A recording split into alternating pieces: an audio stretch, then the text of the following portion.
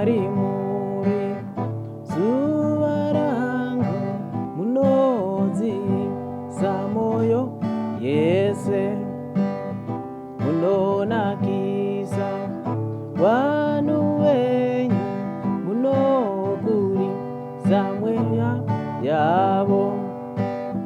Omwari muri zuva rangu, munodziisa moyo yese, munonakisa vanhu venyu, munokurisa mweya yavo.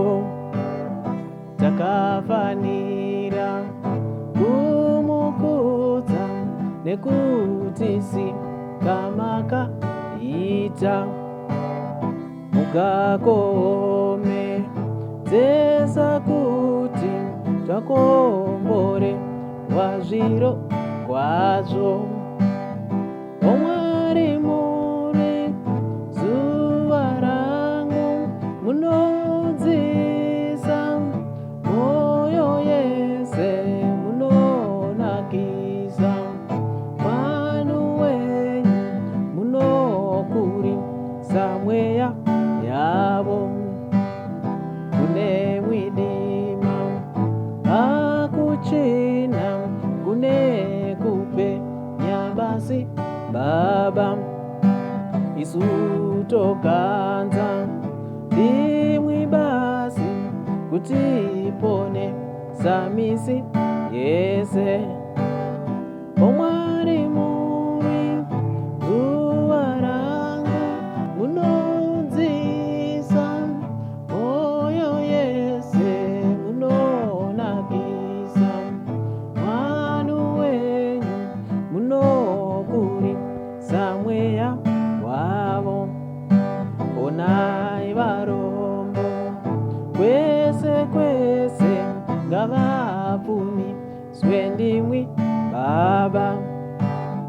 Nevanorwara ngavarapwe, nemoyo yese inoneta.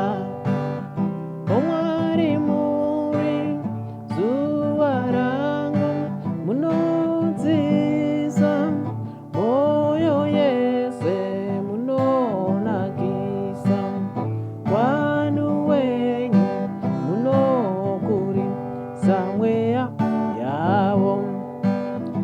Iva Jehovha wangu Baba, fambai panzira dzangu dzese.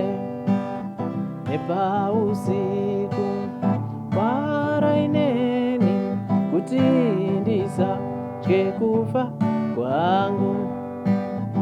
Omwari muri zuva rangu, munodziisa moyo yese, munonakisa vanhu venyu, munokurisa mweya yavo.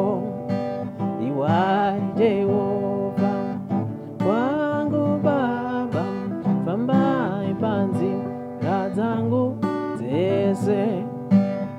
Nepausiku